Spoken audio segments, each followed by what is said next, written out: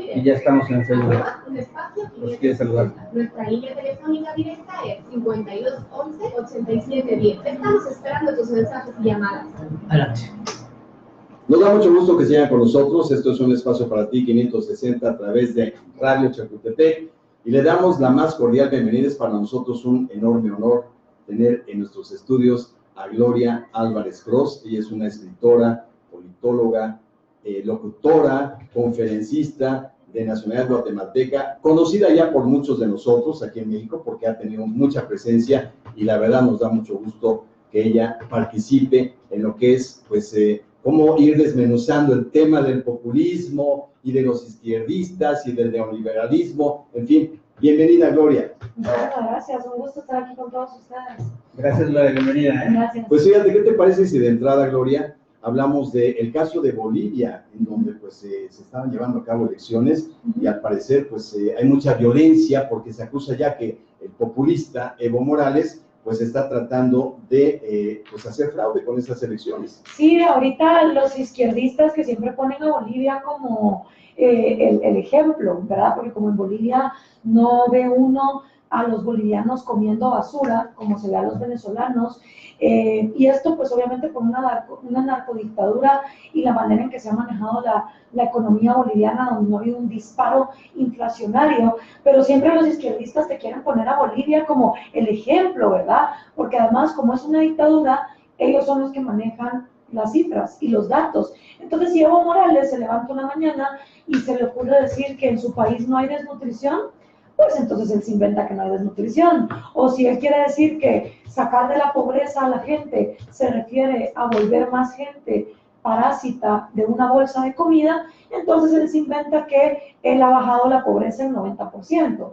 Entonces, como en una dictadura las cifras y los datos se los inventa el dictador, en el caso de Bolivia, pues todos los izquierdistas del continente te lo ponían de ejemplo. Ahora, parece que cuando pasan estas cosas, como que hay fraude electoral, que ya se comprobó que hay un fraude y que Evo Morales se va a postergar en el poder, como hacen todos estos dictadores casi que hasta que se mueran, pareciera que a todos los progres izquierdistas se les acaba el internet.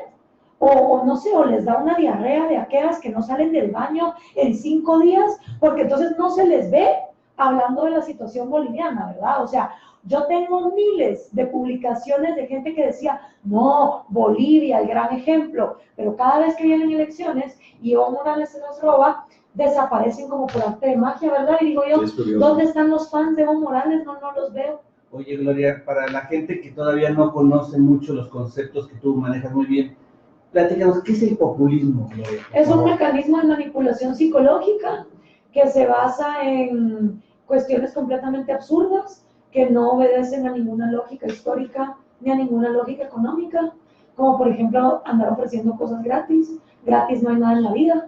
Ojalá viviéramos en una realidad de Disneylandia donde de los árboles crecieran los hospitales o de los árboles crecieran las escuelas, pero como ni los hospitales ni las escuelas, ni las carreteras, ni los metros crecen en los árboles, alguien tiene que trabajar, ¿no? Para producirlos.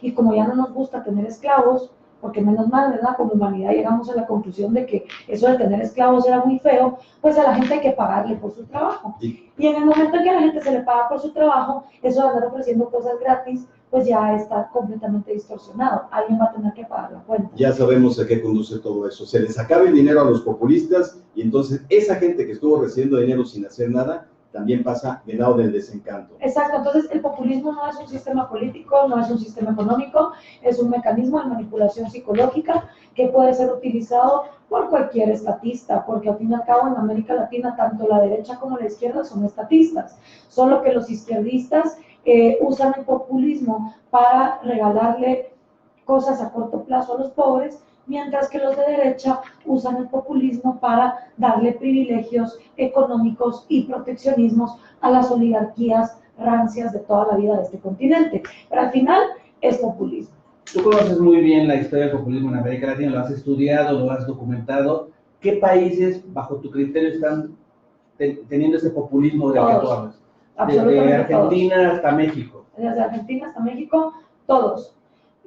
Donde no gobierna el socialismo del siglo XXI, de manera manipuladora y populista desestabilizan los países, como está pasando en Chile en estos mismos momentos, como está pasando en Bolivia, que aunque no ganen las elecciones, de todas maneras, Ecuador, neciamente quieren estar en el poder, en Ecuador, y aún donde gobierna la derecha es mediocre, la derecha no hace las reformas de libre mercado que tiene que hacer, es lo que le ha pasado a Macri, es lo que le ha pasado a Duque, es lo que le ha pasado a Piñera, no tiene los suficientes pantalones como para llevar a cabo una agenda libertaria, entonces la gente retrocede al socialismo, Ahora, así como el PAN y el PRI también. todo esto surge, Gloria, en 1990, con la caída del muro de Berlín, cuando se forma el Foro de Sao Paulo precisamente, y nada menos que por Fidel Castro y por Luis Ignacio Lula da Silva. Así Uno de es. ellos está muerto ya, y el otro creo que sigue en la cárcel. Sigue en la ¿qué cárcel. es el Foro de Sao Paulo? El Foro de Sao Paulo fue el mecanismo para modernizar la estrategia de la izquierda comunista de llegar al poder. Desde que Fidel Castro llegó en 1959 a Cuba de manera violenta, pues los soviéticos, para seguir teniendo satélites en América Latina y hacerle una contraposición a los gringos, empezaron a financiar guerrillas marxistas que buscaban hacer un copy-paste de lo que había hecho Fidel en Cuba. Entonces tuvimos guerrillas marxistas en Guatemala, un conflicto de 36 años, el FMLN en El Salvador, los sandinistas en Nicaragua, el Sendero Luminoso en Perú, tuvimos guerrilleros marxistas en Uruguay, en Argentina, y todos buscaban ese copy-paste, ¿no? El modelo era, vamos a hacer todos como Castro en Cuba. Pero como la Unión Soviética se desplomó, porque el comunismo no funciona, siempre termina en genocidio y miseria, pues entonces estos cuates se quedaron sin estrategia y sin plata. Y ahí es donde también nosotros como países dejamos de tener dictaduras militares, empezamos a tener gobiernos civiles y democráticos. Entonces eso de armar revoluciones en contra del dictador o guerrillas marxistas en contra del dictador militar ya no iba. Era mejor armar un partido político. Y el Foro de Sao Paulo es la manera en que empieza a organizarse el socialismo del siglo XXI, porque tenemos que ser muy idiotas en este continente para, después del fracaso de la Unión Soviética o del genocidio de Mao Zedong de 60 millones de chinos, no, nosotros en Latinoamérica somos tan listos que entonces el mismo socialismo le ponemos del siglo XXI y ahora sí va a funcionar, ¿verdad? Porque así de inteligentes No, somos. pero ¿qué tal que ahora se siguen llamando socialistas, pero ya tienen economías supercapitalistas? Y lo vemos en el caso de China y de la misma Rusia. Bueno, lo que hay en China es un capitalismo dictatorial, porque tú tenés libertad de mercado y propiedad privada, siempre y cuando te calles la boca, no hables mal del gobierno y estés dispuesto a vivir por el resto de tu vida sin poder googlear en internet palabras como democracia o libertad de expresión. Entonces, no confundamos economía libre, pero dictadura de las libertades individuales con capitalismo. Porque realmente para que exista el capitalismo no es necesario esclavizar a la gente, pues. No es necesaria una dictadura, que fue lo que Milton Friedman le paró diciendo a Pinochet. Ya, o sea, no es necesario tener una dictadura para implementar el libre mercado. Entonces a mí no me gusta poner de ejemplos ni a China ni a Singapur, que aunque sí han sacado a su gente de la pobreza, en unos pasos agigantadísimos, que América Latina por supuesto no tiene, pero no me gusta ponerlos de ejemplo porque siguen también tratando a sus ciudadanos como que fueran animales del gobierno, ¿verdad? Sí. En términos generales, ¿qué plantea este Foro de Sao Paulo, María?